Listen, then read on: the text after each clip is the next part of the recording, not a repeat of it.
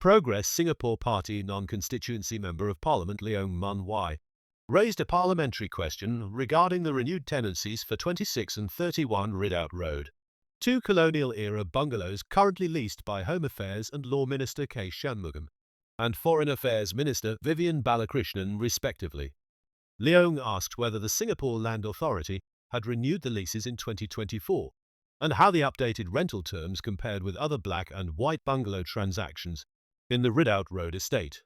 Second Minister for Law Edwin Tong Chun Fai, in a written parliamentary response on 8 April, noted that the SLA typically does not disclose tenancy details of state residential properties due to tenant privacy.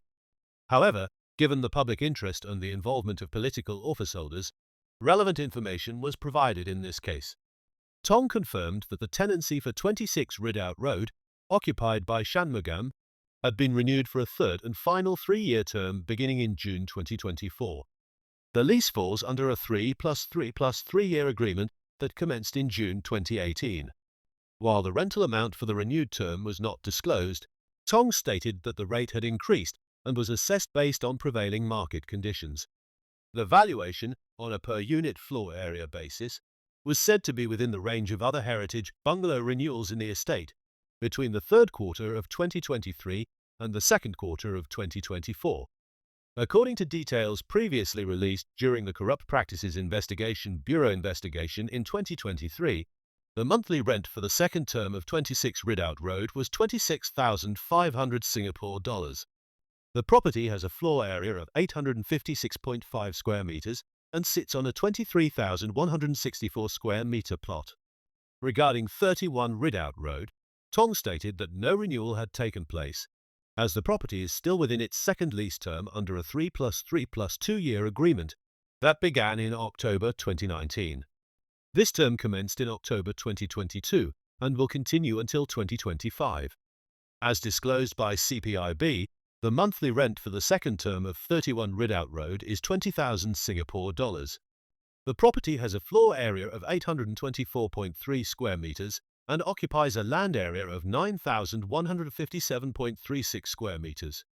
Tong reaffirmed that all SLA leases are subject to consistent procedures regardless of tenant identity, and that rental rates are determined through professional market valuations. Public scrutiny of the Ridout Road properties began in mid-2023, after Reform Party Chief Kenneth Jeyaretnam publicly revealed that Shanmugam and Balakrishnan were leasing black and white bungalows managed by the Singapore Land Authority.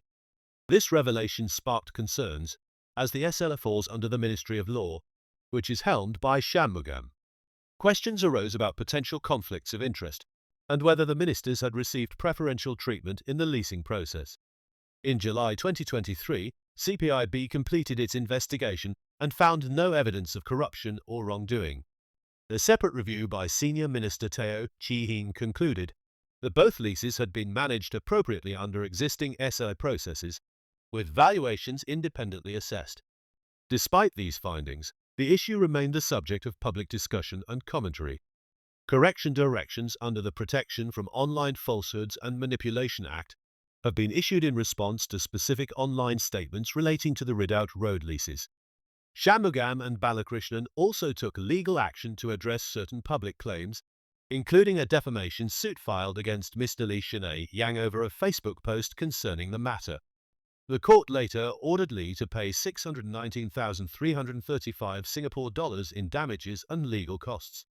The Online Citizen also recently reported that satellite imagery and public tender records indicated Shanmugam had undertaken extensive land work at 26 Ridout Road as part of a landscaping and development project estimated to cost around 150,000 Singapore dollars.